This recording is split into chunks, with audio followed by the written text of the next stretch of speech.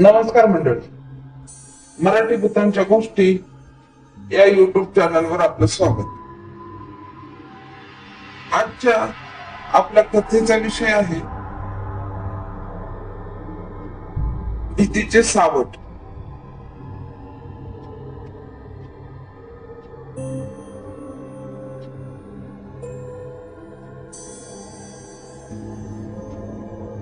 त्या दिवशी सकाळपासून मी थोडा अस्वस्थच होतो. कुठे मन लागतच नव्हते. आपल्या आयुष्यात विचित्र घटना घडणार असेल तर त्याची संख्या आपल्याला आधीच मिळतात. आपण कधी कधी खूप कामात असतो, अचानक आतून आवाज येतो, एखादी वाक्य, एखादा शब्द, कुणीतरी आपल्या शहरातून बोलते. असा कधी एखादा रस्ता डोळ्यासमोर दिसतो. त्या वाक्याशी जे दृश्य दिसते त्याच्याशी आपले ऋणानुबंध असतातच.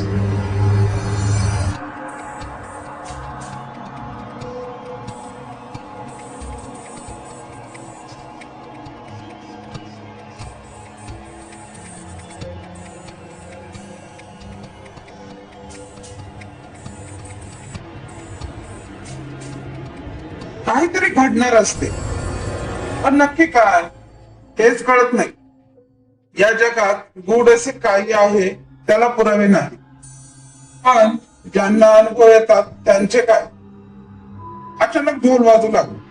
त्या प्रत्येक ठोक्याबरोबर छातीत धडधडत होत. ते काळोखाचे साम्राज्य होते. माझी कार घाटातच वळणावर बंद पडलेली. हा घाट तसा भयानकच बोलतात. इथे खूप ऍक्सिडेंट होतात. मेलेल्या इच्छा, अतृप्त राहिलेल्या आत्म्यांचा इथे वावर असतो. मी एखादे तरी वाहन दिसते का बघत होतो.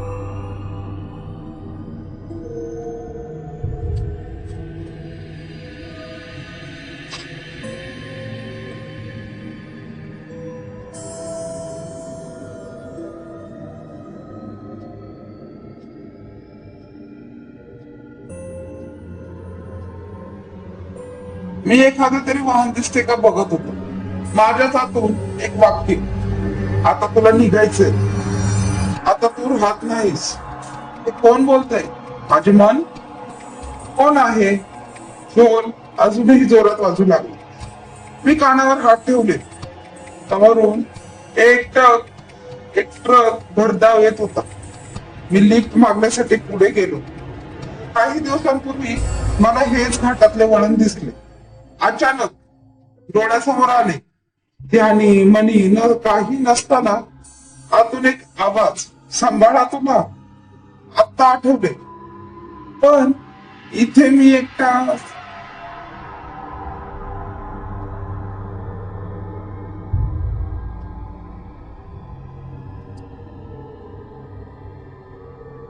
गाडी पण बंद पडलीये. एक भरधाव ट्रक माझ्या समोरून निघून गेला. मी थोडक्यात वाचलो होतो. मला काही झाले नाही. कसे शक्य आहे? मी मागे आलो. गाडीजवळ नेहा उभी होती, जी माझ्या बरोबर कॉलेजच्या पहिल्या वर्षाला होती. आम्ही एकमेकांच्या प्रेमात पडलो होतो. त्या काळी भेटणे, मोबाईल असे काही नव्हते. मुक प्रेम, कधीतरी हळूच एखादे वाक्य बोलणे, एवढेच. मे महिन्याच्या सुट्टीत नेहा अचानक गेली. ही बातमी कळल्यावर किती रडलो मी.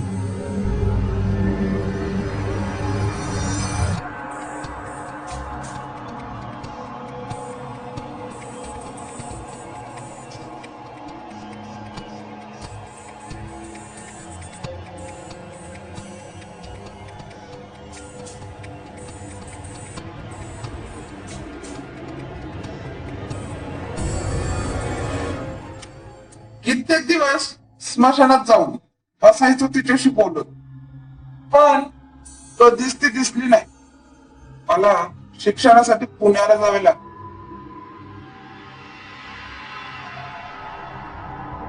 आणि मी हळूहळू नेहाला विसरलो.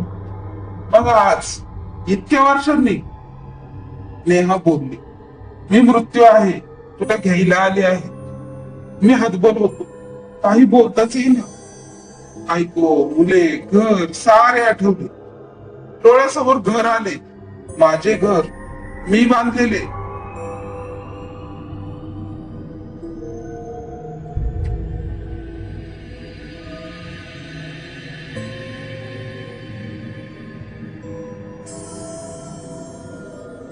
तुम्ही माणसे मृत्यू आला की त्याला आनंदाने समोर का जात नाही, आक्रोश का करता? माझे घर पै न पै जमून हौसेने बांधले. माझे जिव्हाळ्याचे ठिकाण आहे, त्यात माझे जीवाभावाचे नातलग आहेत. मुले लहान आहेत, माझ्यावरच अवलंबून आहेत. मी त्यांना सोडून कसं जाऊ? मी काय मोकळून रडत होतो. नेहा मला जगायचे आहे. मी नेहा नाही, मृत्यू आहे.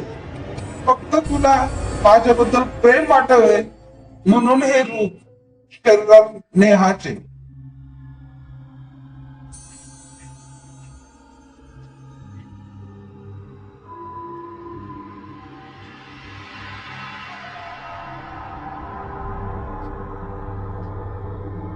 पण ते शरीर तर जळून गेले. तुमच्या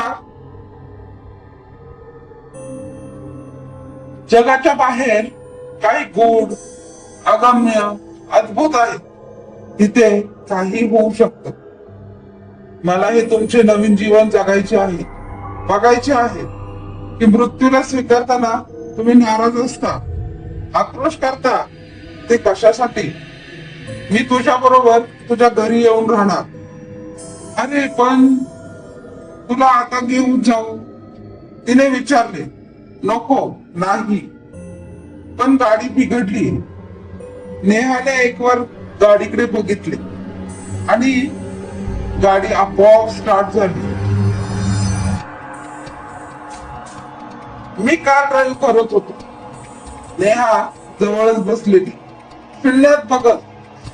समजत नव्हते हे खरे की स्वप्न. नेहा काही दिवस माझ्या घरात राहिली, पण ती माझा मुलगा शुभमच्या प्रेमात पडली. शुभम इंजिनिअरिंगच्या शेवटच्या वर्षाला. नेहाचे वय ती वारली तेच 18 वर्षांचे होते. नेहा शुभम बाहेर भेटत होते. मी खूप काळजीत होतो. नेहाच मला हे सारं सांगत होती. पण आपल्या मुलाबरोबर साक्षात मृत्यू हे कोणता भाग सहन करेल?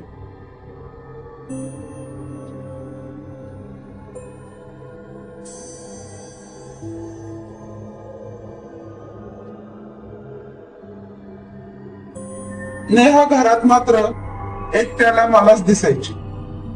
घरातून हिंडायची. एक भीतीचं सावट माझ्या घरावर होते. एक दिवस मी नेहाला सांगितले, तू मला घेऊन चल, पण माझ्या मुलाला सोड. मला इथे खूप आनंद वाटतो. परत जाण्याची कल्पनाच मला सहन होत नाहीये.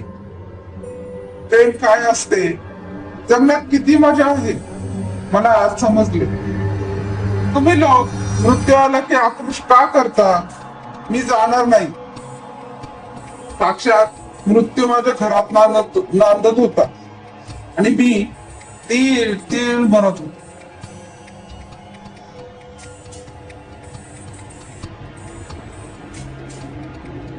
मुलावर चिडत होतो. त्याला काहीच माहित नव्हते.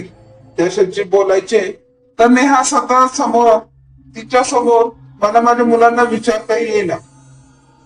अरे बाबा, तू कुणाच्या प्रेमात पडलास का? ती व्यक्ती नसून मृत्यू आहे, कसे सांगू? मी एक दिवस माझ्या मुलाचा अगदी जवळचा मित्र, त्याला कॅन्सर झाला. मुलगा रडत होता. मृत्यूला शिव्या घालत होता. मृत्यूला दोष देत होता. हे नेहा खिन्न होऊन बघत होती.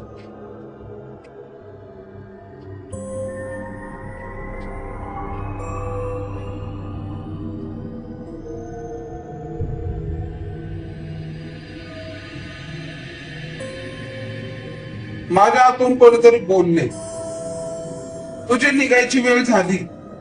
मला आनंद वाटला. म्हणजे नेहा रूपी मृत्यू या घरातून कायमचा जाणार. माझा मुलगा माझ्या मृत्यूनंतर सावरेल. नेहाच्या गायब होण्याने अस्वस्थ होईल, पण पुन्हा सावरेल. नेहा माझ्या जवळ आली. माझ्या येण्याने तू खुश आहेस, मला बरं वाटले. मी तुझ्या मुलावर एवढे प्रेम केले, तो आज मित्र मारणार म्हणून मला शिव्याच देतोय. उद्या तुला घेऊन गेलं तर परत मलाच वाईट होणार आहे. मी तुलाच घेऊन जाते.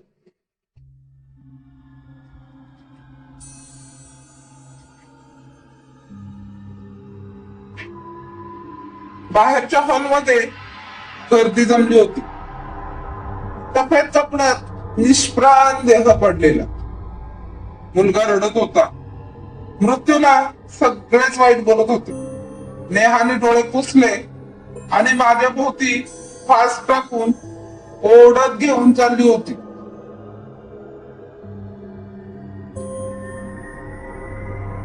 धन्यवाद.